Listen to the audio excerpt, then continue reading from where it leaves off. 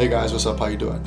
So last time we seen that the first time sin was mentioned in terms of it coming into the universe, we seen that the root of sin was selfishness. Then we seen that the root of love, 1 Corinthians 13 says, is selflessness. And so sin principally is opposite of love. God is love, so sin principally is opposite of God, right? Okay, and that was what we learned, which was a powerful lesson based upon the first time sin was introduced into the universe. Now, what about the first time that sin is introduced in the Bible, literally the first time it is mentioned? Do you understand what I'm saying? Okay, so let me give you a practical example.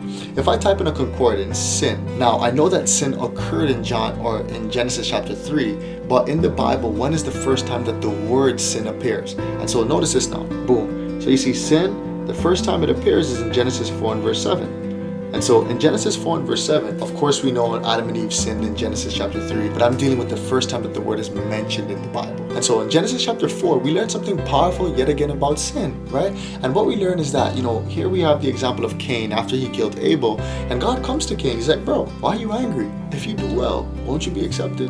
And then he says something so powerful. He says, Cain, sin, but if not, sin lies at the door, and unto you shall be his desire, but you, Cain, shall rule over him. And so from this verse, we learn 4 things. We learn 1, that sin is personified. We learn 2, sin being personified has a desire for mankind. We learn 3, that sin is given as a sort of example of showing that, like, man, it's laying at the door waiting for you. And this is a powerful example because it's just like, man, if you're inside of your house ready and willing to go outside, what do you have to do? Go through your door, right? Now, if you want to go through your door, boom, what's going to be waiting there? Sin. And so it's just like, man, the Bible is saying, yo, every time you go outside, you have to beware of sin. You go outside nowadays, you look at something easily, somebody's dressed in a skimpy way, or there's some ad on the tele or on a street corner, whatever it may be, and you just really have to guard your mind. Why? Because sin is outside every single door. You're going in the door of the bus, you're going in the door of the car, you're going in the door of your anything. Sin is lying right there.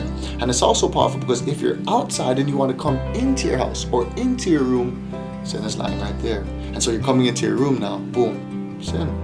And so is there something on your computer that could point to sin? Is there something on your wall, a poster, a book, anything that could point to sin? Because sin literally is given this persona, this personality, as just right there, bro. You're coming, chilling at a store, waiting right for you, And it's crazy, man. It's a crazy thing to think about because also, point number 4 is that though sin is personified, though sin has a desire, though sin literally is waiting at the door for you, the Bible also says that sin can be ruled over.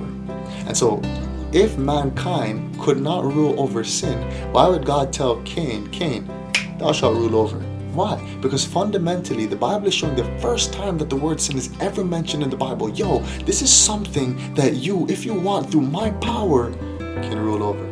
And this is powerful because when Christ comes on the scene now, the Bible says in the book of 1 John chapter 3 and verse 8, he that committeth sin is of the devil, for the devil sinneth from the beginning.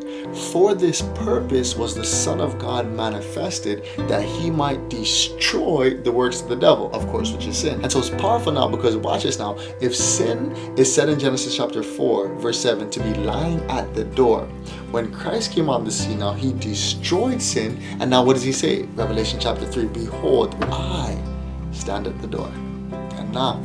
If any man hear my voice and open the door, I will come in with him and sup with him and he with me. And so the powerful thing is, man, is that how can we rule over sin like point number 4 said? Here's how. Boom. Christ came when sin was lying at the door. Christ came and destroyed that sin. And now who's at the door? Christ. And so now, literally, when sin was ruling over you in times past, now when you're coming to the door and you only had one option before to only sin, now you have 2 options. When you come in your room, you have 2 options. When you go outside of your room, 2 options when you come into your house and 2 options when you go outside of your house. What are those 2 options? Every time I walk through that door to go in or to come out, I could either choose Christ, the one that destroyed sin, or I could choose a sin. And every time you choose Christ, I promise you, as God admonished Cain, you will rule over sin.